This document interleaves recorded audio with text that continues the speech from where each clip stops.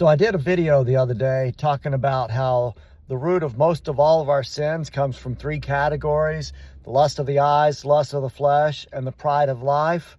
And that if you're struggling with any particular sin and you're having issues trying to fix those particular sins in your life, that you're better off going to the root of the sin, which is going to be one of those three categories. And somebody suggested that I should define each of those three categories because most people may not know what they mean. So those three categories, they come from 1 John chapter 2, verse 16. The NIV version says, "For everything in the world, the lust of the flesh, the lust of the eyes, and the pride of life comes not from the Father, but from the world." Or the ESV version says, "For all that is in the world, the desires of the flesh, and the desires of the eyes, and the pride of life, is not from the Father, but is of the world." So, what is the lust of the flesh, lust of the eyes, and the pride of life? Well, the lust of the flesh, the definition that I'm getting is cravings or desires that arise from the sinful human nature and seek satisfaction through the body or physical appetites, especially when they violate God's design. Some of those examples would be like gluttony, drunkenness, and sexual immorality, okay? Some of the modern applications would be like overindulgence in food, alcohol, drugs such as weed, pornography, or any bodily pleasure pursued outside of God's boundaries, okay? Now, the lust of the eyes, the definition for that is covetous desires triggered by what we see, okay? Wanting to possess or experience things that belong to others or that God has forbidden. And some examples that we see from the Bible are Eve saw the fruit was pleasing to the eye. That was found in Genesis 3:6. And David's lust after seeing Bathsheba bathing in 2 Samuel 11:2.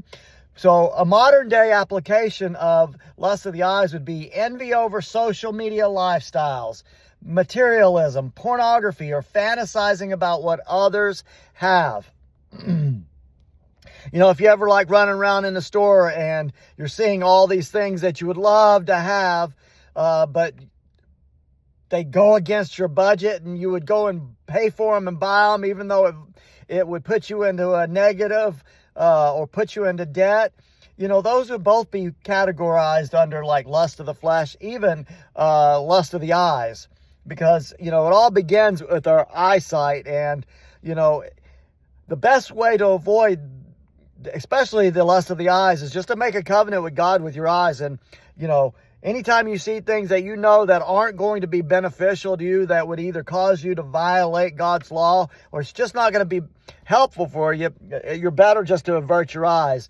And Christian guys, this is a really big one for you because of how a lot of the worldly women dress out there. That's a really tough one. It makes us look at these women and some of the clothing that they're wearing, which really affects our, you know, our desires. It makes us want something that we can't necessarily have and shouldn't have, and it violates God's principles. So we have to learn to kind of, you have to be in the world, but we have to learn to not be able to look at certain things that will cause us, will affect our walk with the Lord.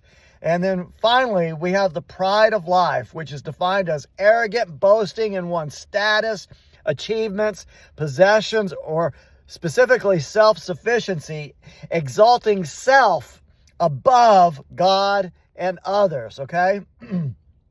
Biblical examples would include the rich fool boasting in his barns and future security. You can look at Luke chapter 12, verses 16 to 20 to get a better understanding of that. And then Satan's temptation of Jesus, when Jesus was in the wilderness for 40 days fasting before his earthly ministry began. Satan's temptation was, all this I will give you if you'll bow down to him, right? This is what he was telling Jesus. And that's found in Matthew chapter 4, verses 8 and 9. So modern applications for the pride of life would be bragging about wealth, titles, followers, appearance, intelligence, living as if God doesn't exist or isn't needed. As if God didn't give us the ability to have those things. Like if you think you look good and you think it's because you worked out or because of how you dress or how you trim your beard or ladies, how you put your makeup on and the clothes you wear and how hot you think you look. If you're cutting God out of the equation and think you look and are all that because of something you did, then that would fall under the pride of life. It's an arrogant attitude, and we have nothing that God didn't give us. And you have to remember that every created thing is His. He created all things for Himself, and everything that we have, it doesn't matter how hard we've worked for it, it all belongs to Him. Because if it wasn't for Him, we wouldn't have any of it, nor would we even have our life, period. So, the pride of life is another big one that gives us a very haughty spirit. And the Bible teaches us that pride comes before the fall. So I hope this helped somebody out there. If you like it, give me a thumbs up. We'll see you in the next video. Jesus is Lord. Peace out.